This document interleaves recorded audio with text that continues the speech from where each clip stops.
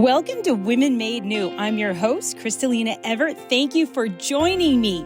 Well, we made it, everyone. We crossed the threshold, and it is the new year. So happy New Year. And I thought it would be great to start this new year off with and about the Blessed Mother. So today we have a show with Megan Madden, and we are going to discuss her new book, Mary, Teach Me to Be Your Daughter, because that is not an easy thing for everyone. It's not easy to actually think, I'm the Blessed Mother's daughter. I want to be the Blessed Mother's daughter. Those aren't actually easy things to want and navigate through. But Our Lady is a warrior queen. She loves us. She wants to guide us, and she wants to lead us into the new year and stay with us throughout this new year. And there's no better place to be than under her mantle.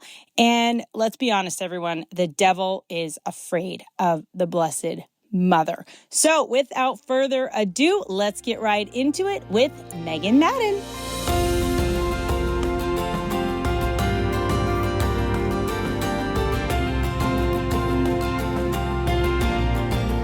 Welcome to Women Made New. I'm your host, Crystalina Evert. Thank you for joining me. Today, we have Megan Madden here at Women Made New. Welcome, Megan. Thank you so much for having me. I'm so excited to be here. So I wanted to talk to you. I was so excited because you have a new book out called Mary, Teach Me to Be Your Daughter, Finding Yourself in the Blessed Mother. Now, I know a lot of women out there, and I even struggle with this myself, have a hard time even relating to the Blessed Mother or going to her or seeing her as our mother. It's kind of a lot to take in, right? And what made you write this book? And tell us what it's all about.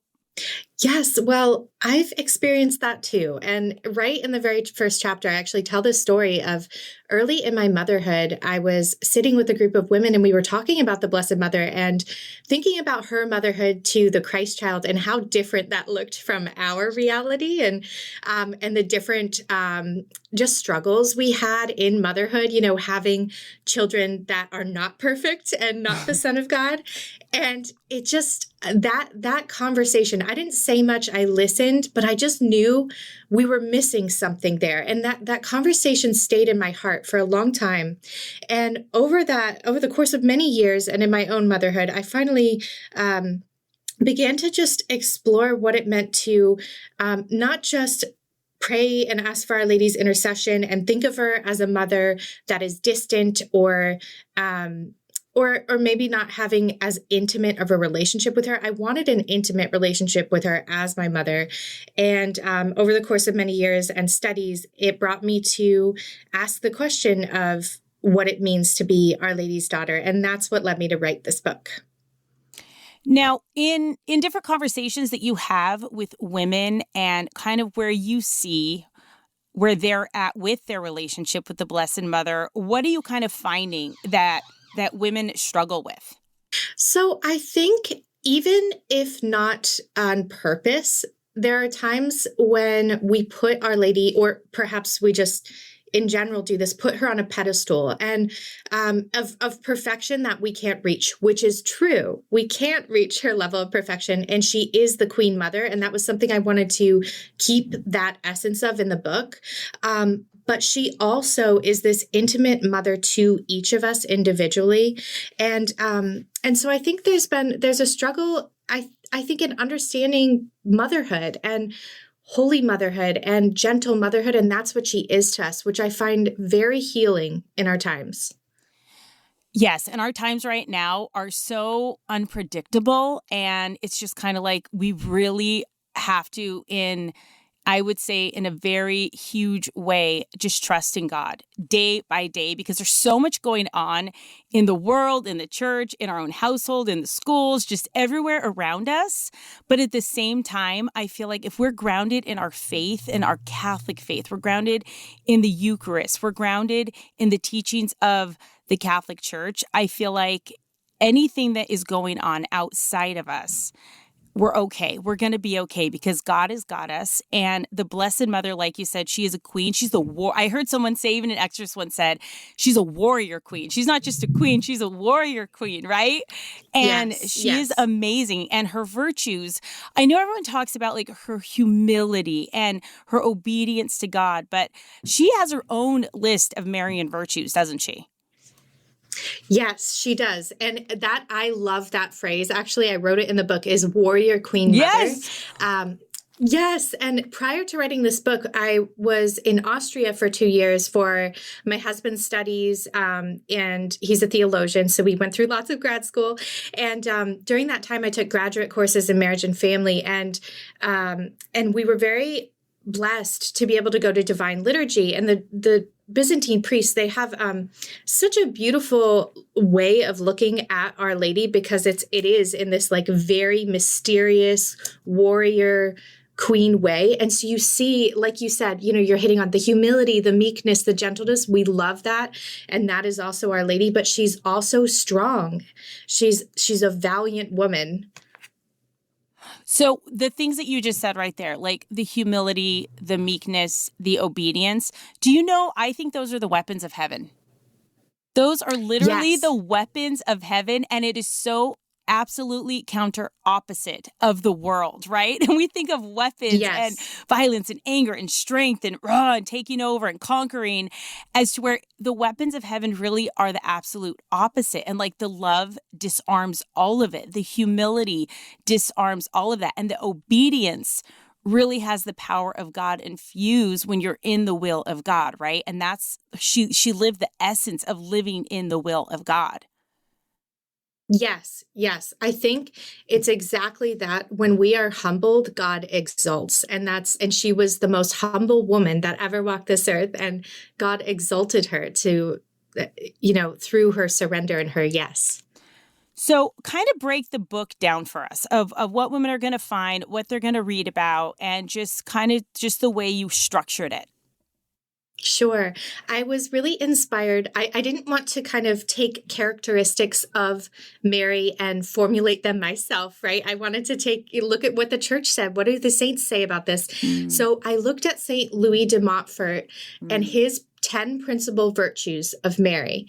And so each chapter is on one of his what he lists as her 10 principal virtues, matched with a quality of the feminine genius, so that it can really directly hit us as women and help us see how we can imitate her in these very noble, beautiful virtues through our maternal hearts and our feminine hearts. Can you list some of the virtues that maybe women don't know about the Blessed Mother? Because there's always those prominent virtues, but I feel like there's also these hidden virtues that never get spoken. Yes. I think the first one I love that I didn't really know about, but when you hear it, you'll say, well, of course, is unceasing prayer and self-denial, ardent love, angelic kindness, heavenly wisdom, patience. So these are some of the ones that we don't frequently hear as much as humility and her faith and obedience. Again, for those of you that are just tuning in, I am here with Megan Madden, and we are discussing her new beautiful book, Mary, Teach Me to Be Your Daughter, Finding Yourself in the Blessed Mother. And I have to say, Megan, when I kind of started fostering that relationship and taking my faith more seriously, right, after my conversion, I really had a hard time with the Blessed Mother. I did. I think most women do. Like there's almost this point, and it seems like a lot of women's lives where it's like the Blessed Mother, you grow up knowing her as a cradle Catholic or knowing her being the Mother of God just in general, right? But there is this time and this point in your life where I feel like she does invite everyone to that deeper relationship with her and to get to know her. And she wants to be your mother, and she kind of wants to gather her children close, but some of them don't want to be close. They don't know her. They don't want to be, it's like I was obstinate. I'm just like, okay, you're the mother of God, not my mother kind of thing. But I prayed and I did the Yes. rosary, but there was like this wall, and it was so hard to break through. But also I think I associated that relationship with my own wounds with my own mother, right? And the things that I had and the issues that I struggled with. And it really wasn't until after I went through my counseling and I dealt with my issues and my own anger or things like that, that I really was able, it was interesting to embrace almost that relationship with the Blessed Mother, because the devil's very cunning to where he can kind of use those wounds against you in your spirituality, right? With the Blessed Mother. Wouldn't you say that Yes. happens with women? I think this happens so often, and that was one of the reasons I wanted to write this book. Is I want it to be a way that we can touch base with her and learn more about her, and actually just inspire that prayer. Because I think even praying the Rosary, that is a huge wall breaker. It is the weapon of our times. And the Rosary, as simple as a prayer as it is, right? And it's kind of it's like the Hail Mary over and over, and just the Our Father. It's hard. It's hard to commit. It's hard to like stick with it sometimes and not let your mind wander or get distracted, or the kids are all over the place and you're trying to just pray a rosary with them. And it's hard, but honestly, that 15 minutes is something hard to commit to. And do you have tips for women to maybe how they can slowly just step into a relationship with the Blessed Mother? Yes, I actually talked about that, especially children interrupting and things like that in chapter 5 on unceasing prayer and the persevering woman, because I put the persevering woman because we do have to persevere in prayer, right? And so my main tips are, it can be overwhelming at first, but start with a decade and then work your way up. And also seeing the children. So if you're a physical mother and you have children around you, especially young children, seeing their interruptions as part of the prayer, because God is allowing it. And so we can serve in that moment, and then, okay, mommy's praying now, and get back to the prayer and keep going. I think those are really powerful moments, actually. And then the other thing is to, on each decade, think of someone you want to pray for and offer that decade for them. I think that's very motivating for the Rosary. Oh, I love that. And I really think this book, because it's really practical. And that's what's nice, because there's so many theological books on the Blessed Mother and her virtues and her mission and being the mother of God. But sometimes it's over our head, right? And you're ready to go. You want to read, you want to learn. But this is an excellent, just practical book for that everyday Catholic woman that just wants to just get to know the Blessed Mother. But on an ABC level where it's not too much. It's not too much to take in. And this is even a book you can take into adoration, I would say, and take a chapter at a time and just contemplate on it. Because sometimes people don't even know what to do in adoration. They want to go, but then sometimes they feel awkward just sitting there. And this being the year of the Eucharist and the Eucharistic revival, also getting to know his mother in this time, in this special year that we are in, of just embracing and all-encompassing the Eucharist and the Blessed Mother, and just those relationships, I think can be transformative in a woman's life. Absolutely. And that's what Mary does. She draws us closer to her son. That is exactly what she does. And I did write it hoping it would turn out to be a spiritual book, a book you could really pray with and contemplate. There's in each chapter, there's a meditative portion, and then there's practical. So I try to hit the spiritual, give visuals, images of her life from the Gospels, and sort of paint that picture in a very poetic manner, and then hit into what does this look like for us as women? And it's written for all women in all stages of life, not just mothers.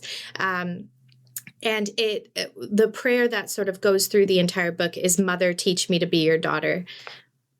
So tell us a little bit about yourself, Megan. You live in London right now, and I love that. I'm kind of jelly. I love it there. I love it. And what is it like? So tell us about yourself, your family, and just a little bit of your background. Yes, I'm on London time, but I'm in Oxford, actually. Oh, okay. Oxford, England. Yes, but it's close. Yes, It's very. close. Yes. Yeah. So, and actually, this is all tied to the book. My husband's a theologian. We were in Ave Maria, Florida for 5 years. And during that time, I just lived a very quiet motherhood with our 3 children. We had 3 children there. And then we moved over to Austria for 2 years, where I took some graduate courses in marriage and family. And I was looking at the question of what it means to be a woman and the complementary nature of man and woman. And during that time, I lost a couple babies via miscarriage and got pregnant with our 4th baby. And I had to stop taking classes. So I did not finish my master's degree, but I kept on reading. I was so fascinated by this question of what does it mean to be a woman in our modern times, a holy woman? What does it mean to be a virtuous woman? What does this look like right now? And what are the lies we've been told as women? And so that led me to reading, John Paul II and Edith Stein and Alice von Hildebrand, these great philosophers on women. And ultimately, it led me down this path to Our Lady is the ultimate end of femininity. Imitating Mary is what we are meant to do as women. She is the perfect example for us. So at that point, I moved to Krakow, Poland for a year. Wow. It was a lot. Yeah. We did not expect it. We thought we would go back to the US, but an apostolate there hired us to run a study abroad program for Catholic university students at the JP2 shrine there. So we lived on the shrine in Krakow for 1 year. And I had a lovely spiritual director he's just a wonderful priest. And he said, "You will write a book on Mary. You will write a book." And I thought, there is absolutely no way. You're like, wait, is that a request? Do I want to write a book? Or I mean, wait, wait Right. a minute. You kind of have to step back when you hear a phrase like that, right? Yes. I was shocked. So what did you do with that? Did you just you went to prayer? What was that about, God? I mean, it kind of throws you off when you get something like that and okay, well, this is probably from God. What am I supposed to do with this, right? Yes. So I ended up buying this little blue journal and I called it my little blue book. And I was like, okay, well, the book will be for me and I will write on what I learn about Our Lady, because I just want to know, now that I have this sort of big, deep insight. I had this huge insight. Okay. The ultimate end of femininity is imitation of Mary. It was now I want to know everything there is to know about her. I want to develop this relationship. I had always loved her. I'm a cradle Catholic. I loved Our Lady from the time I was little, but again, in that pedestal way, not that intimate, you're my mother, I can come to you with everything kind of relationship that developed later on in my life. And so I took that book and I just thought I would write down my own reflections essentially and just have them. And I wrote nothing in the book. I wrote nothing. And I just couldn't write. It wasn't happening. Wow. Okay. So was that kind of that moment where it's like you almost long for that relationship with the Blessed Mother because you wanted to get to know her. So you're studying about her, you're reading about her, and it was almost like this interior invitation of learn more about me kind of thing, right? Yes, that's exactly it. It was definitely a prompting. And after that, COVID hit and we ended up having to go back to the US we went for 18 months.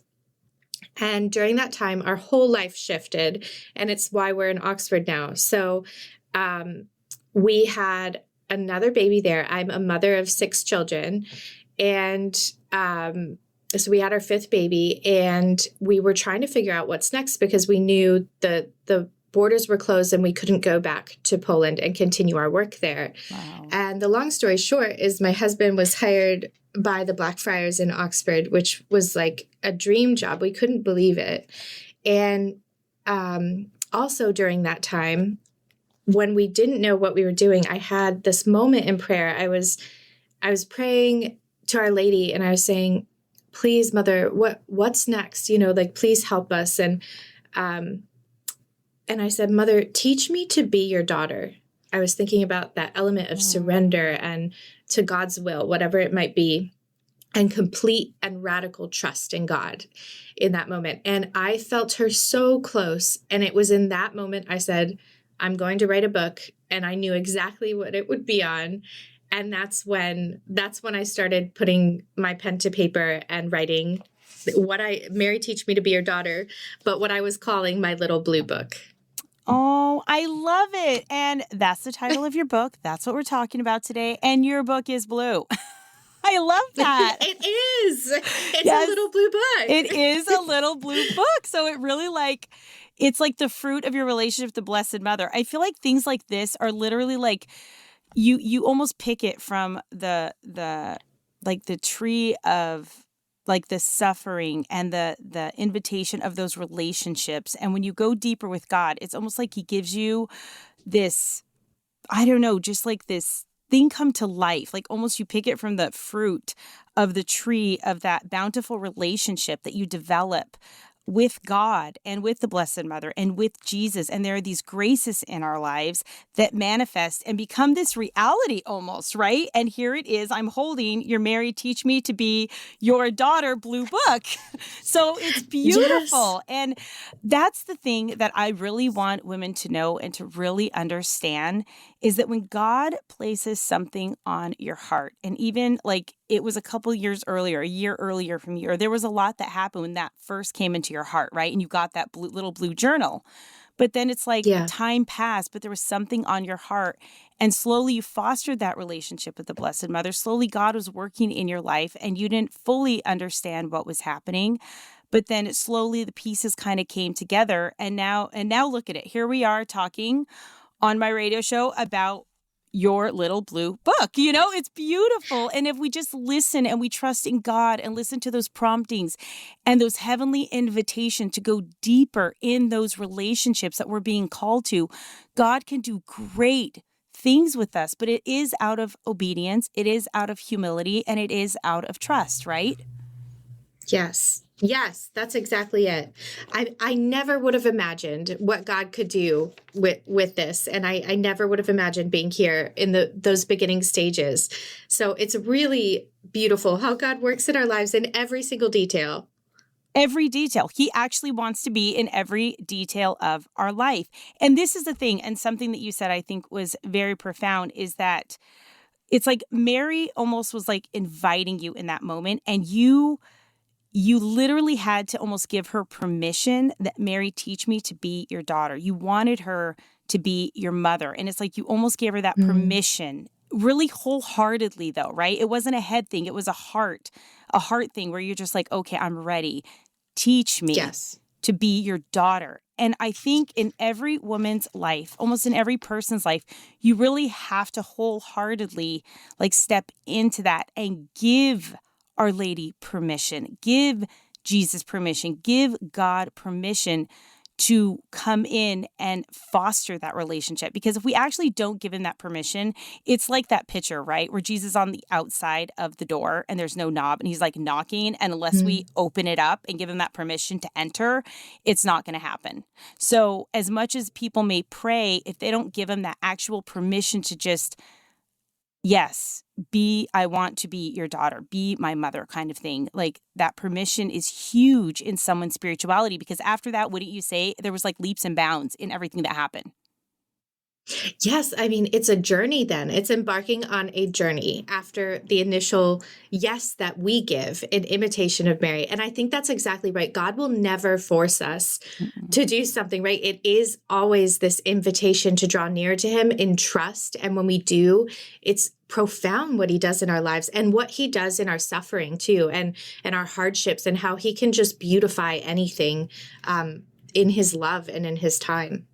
I love that. He can beautify anything, because women right now listening and people listening, they don't feel so beautiful. In fact, they feel pretty ugly and that yuck inside and that brokenness, and they don't even want God to look at them. And they keep a distance like, well, I'll go this far because if I get closer, you're going to see the yuck and the gunk and everything else. But actually, it is in that God really wants to love and heal you in that true, beautiful relationship with you, right? Because it's seeing all of you as real love, not just pieces of you, right? And the Blessed Mother Yeah. wants to love us, help us, heal us, strengthen us, and teach us to be warriors ourselves here on earth, right? For God. So it's just listening to those small promptings. And I have to go back to, and I just love about your book, that you actually said, Mary, teach me to be your daughter. And you had your little blue book, and here I am holding it, everyone, and you can too, and take it into adoration because it's amazing. I absolutely love it. So we are going to take a quick break with our friends over at EWTN, and we will be back with more from Megan Madden. So stay tuned.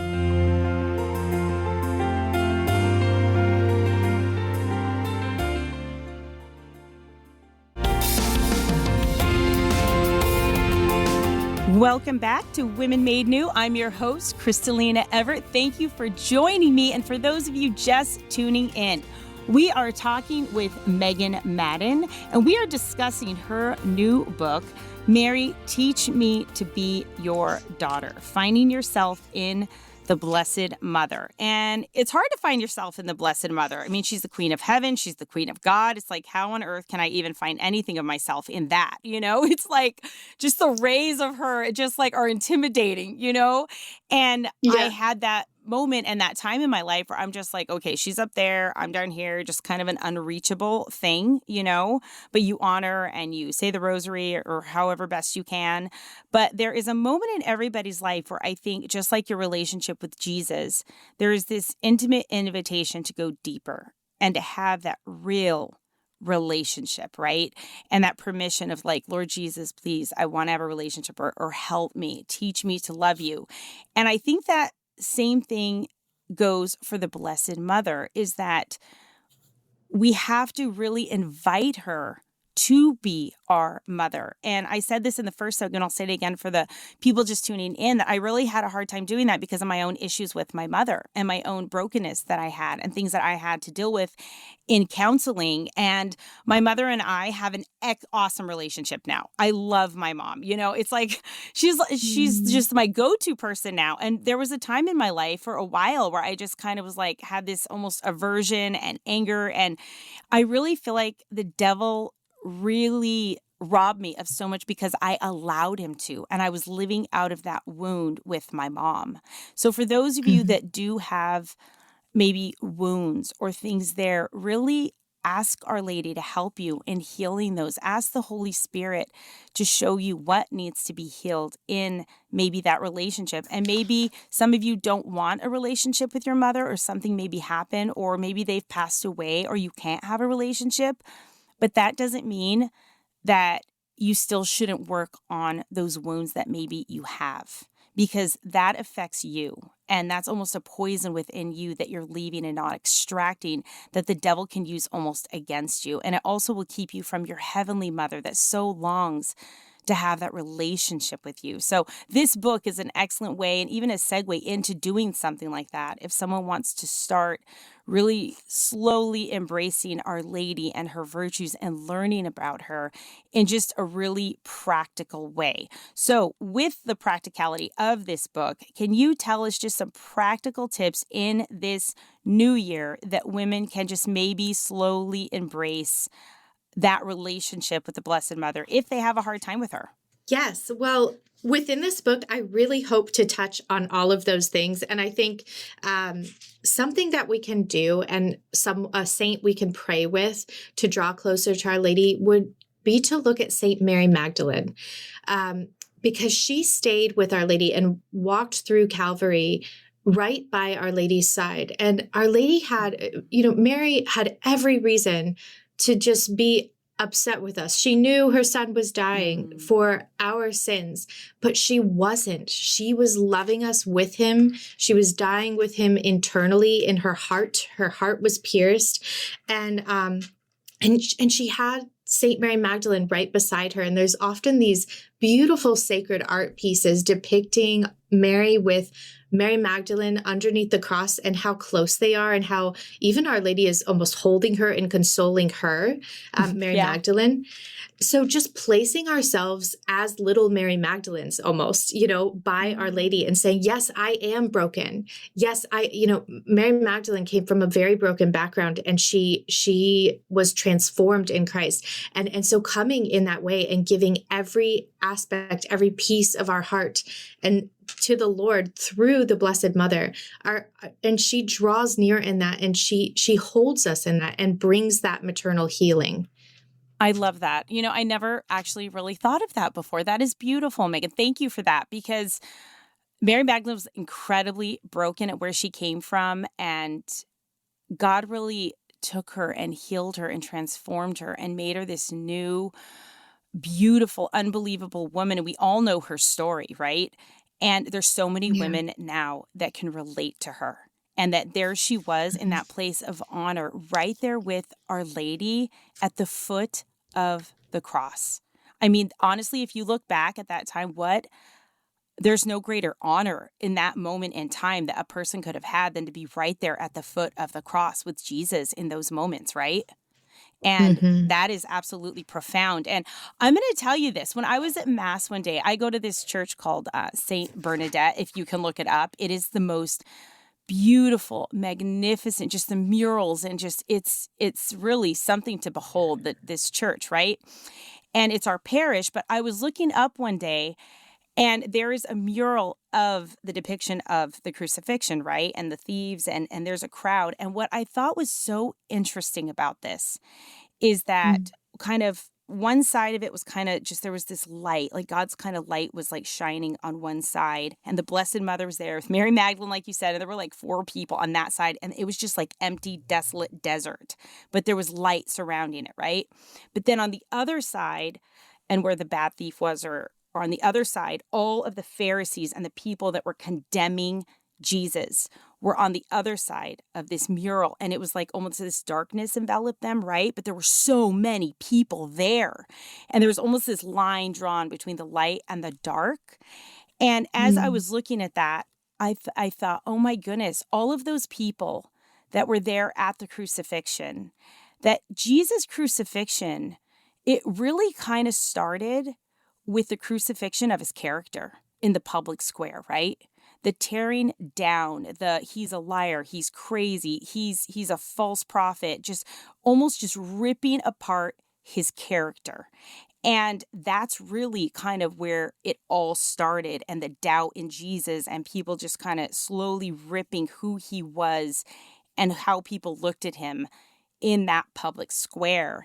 And it's just like in our relationship now, especially living out our Catholic faith, that's something that maybe is to be expected, that people may not understand that, well, you want to live out your Catholic faith. You want to go to Mass. You want to be faithful. Certain things you won't accept. Certain things are inappropriate. Certain things that that you just won't tolerate because of that Catholic faith and love for Jesus. And deep down, we all know right from wrong, and that people may not understand that. People may not understand that you want a relationship with the Blessed Mother. You may fully not understand it right now, right? A lot of people don't, but there is this longing there, and that not to be afraid, but just know it's something that Jesus walked through as well, that if you are being just maybe persecuted or looked at strangely, or your family's like not understanding why you're embracing your Catholic faith or the Blessed Mother, or like what is happening, that's okay. They fully don't need to understand it, because honestly, at the end of the day, this is between you and God. This is between you and the Blessed Mother. This is between you and Jesus, and fostering that most intimate relationship with him. And you're not being graded on this. And no one's judging you. No one is your judge, jury, and trial out here. All that matters is your relationship with God, and he sees your heart. So no matter who comes after you or maybe judge you, or imagine what the Blessed Mother went through in regards to all of that, being the mother of Jesus. I'm sure she was not accepted everywhere back in the day, right? I'm sure she had to go through her own persecutions that we don't even know about, but she kept on, and she was strong, and there's so much to learn from her and her strength, wouldn't you say? Yes, absolutely. I think in chapter 10, I called it the valiant woman, and it's looking Yes. at Mary's kindness, but as a strong woman. And that's the thing, to draw closer to Mary. We can do things. We can pray the rosary. We can pray the Magnificat prayer. We can sing hymns to her, these sorts of things, and draw closer to her through that. And we also, though, can draw closer to her in our daily moments, and with our personalities as women too. So, her daughter, to be her daughter isn't to be perfectly like one thing that we might have in our head of this perfect woman, right? It's actually to be us fully alive in Christ and meeting her in it with our personality. So if we have a really, strong personality, I often think this because I grew up very fiery and a passionate personality, and I think it made me think that I wasn't, soft enough, I guess, or to be so close to Our Lady, or maybe I wasn't like her enough.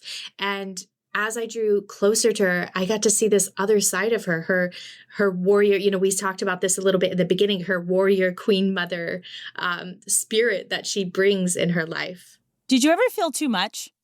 That you had to almost Yes. dim your own light because you knew it made other people uncomfortable and it was just too much for them. Absolutely. Yes.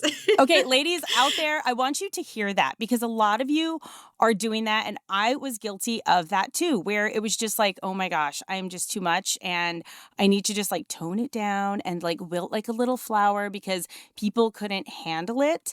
But it had nothing to do with you. It had everything to do with them.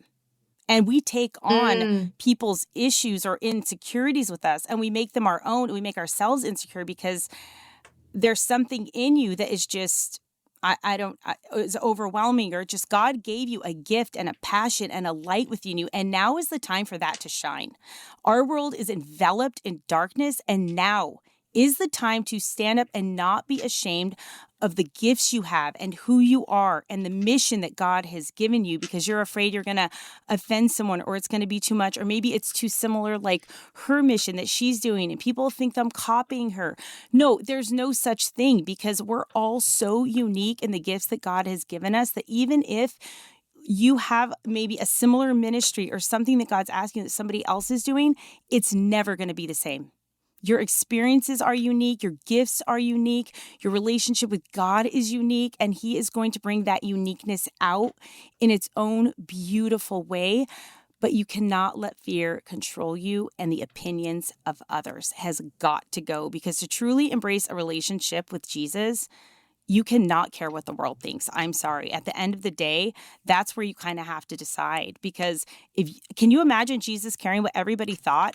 And I even asked my daughter this the other day. Okay, tell me what you think of this, Megan. I said, do you think any of the saints cared what people thought of them? Name one so saint. Good. Name one saint. And I said, even the doctors of the church, I want to know what saint cared what other people thought.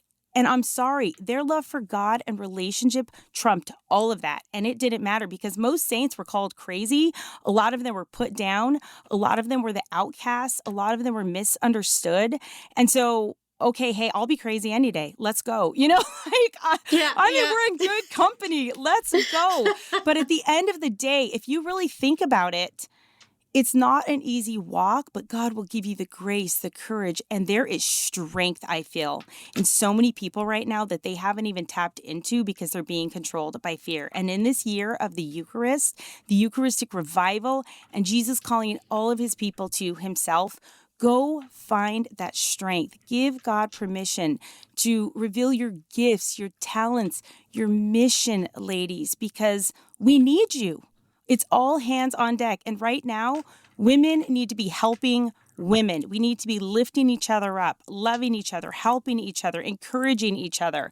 Because the time of the petty cattiness nonsense, there's no place for that right now. It is time to come together and put everything aside and just do everything God is telling you and to be obedient and to love and to help people and encourage and not be afraid to do what God is asking you. Wouldn't you say, Megan? Yes, actually, Crystalina, I love what you said about, do what he is telling you, because that is exactly what Mary does for us.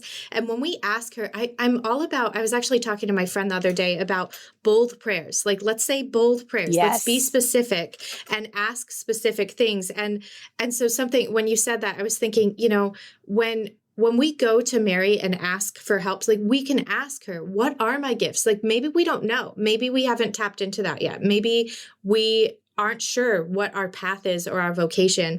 But when we go to her as our mother, we can say, what is God's will? Help me to follow the right path. Help me to do what Jesus is asking me to do. And she will always answer that prayer. She will always guide us. That is who she is. I feel like the Blessed Mother's battle cry and her mantra is like, do whatever he tells you. Right? Yes. That's it. It is. That's what it is. It's just like, well, do whatever Jesus tells you. And I will help you do that. I will help you live that. We can do it together, but just do whatever he tells you. And I feel like that's it.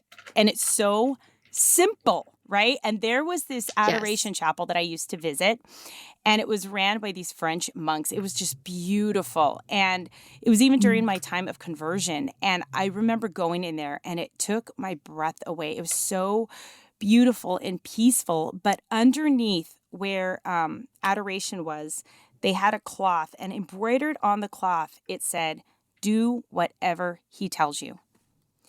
And I was just like, I don't know if I can do that.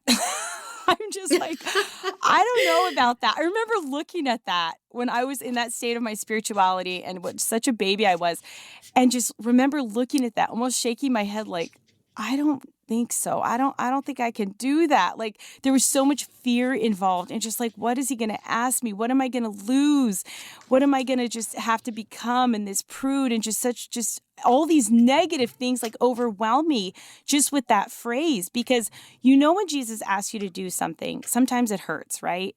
And it's not always easy, but you'll always have the grace. And the Blessed Mother always would be there, hands down, because you're a mother, Megan. I'm a mother. And we know if our kids needed anything at a drop of a hat, boom, I'm there. And I always told my kids, if you're ever in a situation, and I don't care where you're at, I don't care how old you are, I don't care what's going on, if you called me and said, Mom, I'm here, this is what's going on, I need you to pick me up right now and come and get me. I don't care if it's in Timbuktu, I don't care if it's in the middle of the desert, I don't care where it is. I told them, if you call in the middle of the night, I would literally drop everything and I would go get you. And I feel like that same love, which is like magnified, that we can't even comprehend, that is what the Blessed Mother wants to do in your life. That's what Jesus wants to do in your life. It doesn't matter how far you've gone. It doesn't matter the sins, the addictions, just whatever is happening. God will say, I will come get you. Just call me, ask me, pray to me. I'm here to help you. And I don't think people fully understand that right now. Yeah, I think that's exactly right. And Mary, again, she sets this example for us and inspires us in this, especially in her obedience, because she was the first one who did whatever he told her to do, and imperfectly as well. And so she's there to inspire us and guide us and take our hands along that path of really healing through our whole entire life.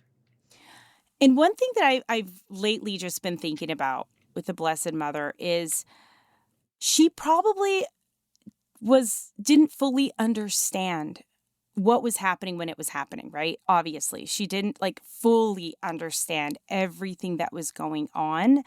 And she just kind of had to trust. And there's a lot of times in a person's life when God is really kind of pruning them and doing things and transforming and changing and shifting and maybe taking people out of their lives or getting you away from a job or maybe asking you to really contemplate having a religious vocation of some sort. And you fully don't understand. And there's almost just like this hesitation of, oh, I'm so not in control right now.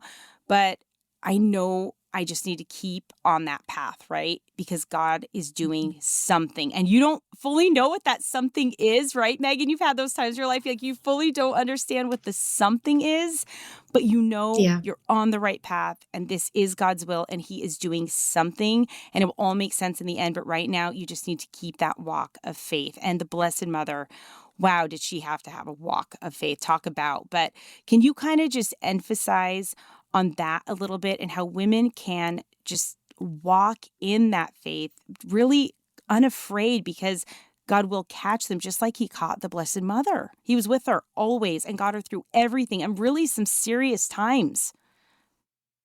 Yes, I mean, she went through so much darkness. And actually, I have this reflection in the book about how they had to flee into Egypt and how dark it was. And they had to flee in the middle of the night. And she wasn't sure, what's going to happen to the Christ child. And she's holding him, trying to protect him. And it's not safe on those roads at night.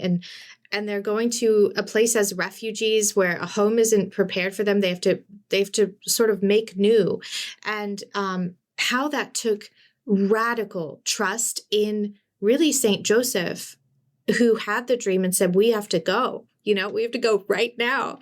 And how Mary just followed in really a blind obedience in that moment, because how could she have known what would happen in the future or how long they would be there, all of those uncertainties. And we've all had those moments in our lives. And actually, when I was right before I wrote this book, when I was back in Florida for 18 months and we were trying to figure out what was next after having to leave Poland during the pandemic. And we just had no idea what was next, but we knew we were exactly where God wanted us. And we had to be patient. And I think that's what it comes down to, is patience and trust in God. And those are just things we have to pray for. We have to enter into. We have to keep at the forefronts of our minds. Like, okay, one more day, trust God. He is with us. We are not alone. We are never alone. And not to think too much about the future and not to think too much about the past, right? It's just stay in the present moment. And something that really kind of helped my relationship with the Blessed Mother and that I realized is the devil is afraid of her. He's actually afraid of her. He's not afraid of much, all right? Let's be honest. He's not. But he is afraid of the Blessed Mother. And I always think of that when it's like, oh, I have to say my rosary, I still haven't said it. Or, it's like I need to pray. And I think, well, the devil's afraid of her. And I always have that imagery of her just crushing his head. And there was one church I went into, and the actual top of the head of the snake was ripped off under her foot. And it was just the bottom of the mouth of the snake with the fangs. And I was like, oh my gosh, that's amazing, because we don't realize, like, she crushed him. This is not just like, oh, her foot was just like placed and tapped on his head or his neck. No, she actually crushes the head of Satan. And that is what we're looking at. And a lot of pictures don't depict that. I mean, her foot is on top of him. But if you think about it, if there is a snake coming at you, you are like stomping and crushing and like you're going to kill that thing. And that's exactly what the Blessed Mother can do in your life with your vices, with your addictions, with any ways that the evil one is coming after you and you keep going to confession for the same thing over and over and over and over. But honestly, when you invite the Blessed Mother in and go to that almost that next level, she's in the business of crushing the head of Satan. And so just invite her in. Just a Hail Mary a day, if that's all you have, that's fine. That she wants that, whatever it is, to just start fostering slowly that relationship, to really just take hold of whatever the devil has a grip in your life. Our Lady will slowly get rid of it. I'm telling you, it is a key. It is a weapon of heaven that she wants to give us, is in her rosary, and also bringing that relationship in your homes with her. And as a mother, as a woman of God, bring her into your femininity. Because I'll say it was hard for me with that whole feminine aspect too. I get it, Megan, because I was a tomboy for a really long time, and I was very hard. I had a very hardened heart, and it was hard for me to be that really loving, feminine, just kind of essence thing I never really understood. And I'm still growing in that. I'm still learning that. And some women relate out there. So no, you're not alone in that. But the devil is absolutely terrified of the Blessed Mother. So if you're really struggling in your life, this would be an excellent book to take into adoration, just maybe a chapter a night or just a virtue a week to practice. But this is something incredibly powerful that you can foster in your life to help you with all your difficulties, maybe that you're having a hard time overcoming. Yes, I really hope that this book is helpful in that way. And that's why I tried to have a meditative aspect that you can pray with, but also met with practical, meeting us where we are in our womanhood and finding different ways to practice these virtues in imitation of Mary, and also just as women being inspired by her, looking at her like a mother that we want to be like. I think that's huge here is seeing her motherhood and saying, you are perfect and you are this incredible woman who never sinned, but you also are a creature like me and you're my mom because Jesus said so. And I can find that, daughtership and actually find in being a daughter that we're taken care of by her. And that is huge. Now, the devil really wants to beat us up in our motherhood and our femininity and women helping women. What advice would you have, or how do you live out that mom strong in your own life?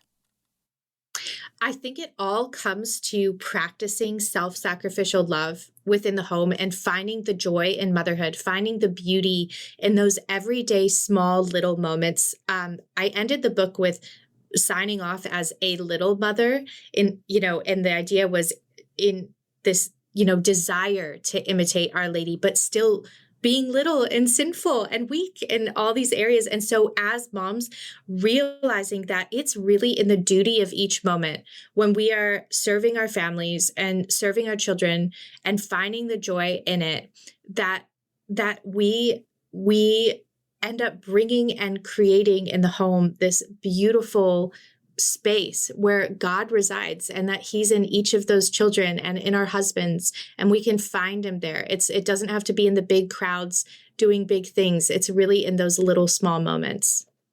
I love that. Thank you for that. And if people want to find out more information about you, purchase your book and follow you, where can they do that?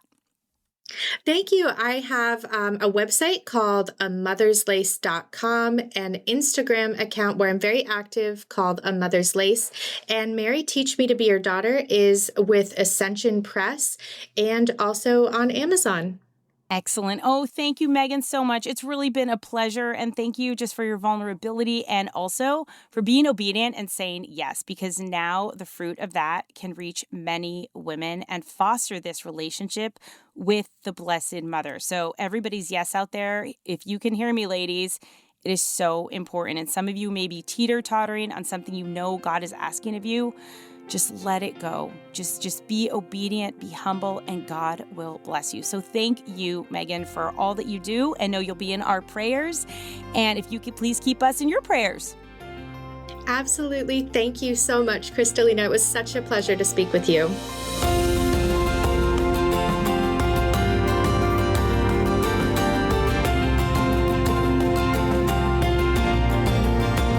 I want to thank my guest again for being here at Women Made New. And for those of you who want to start over, start this new year fresh and just dive in and just get into that healing process that you maybe have been putting off for a very long time, I would encourage you to download this free, unbelievable tool that you can just download right there in your phone on your app, the EWTN learning app. And there are several different learning series that you can go through. And one of them is mine for the Women Made New book, that you can start your healing process in the privacy of your own home.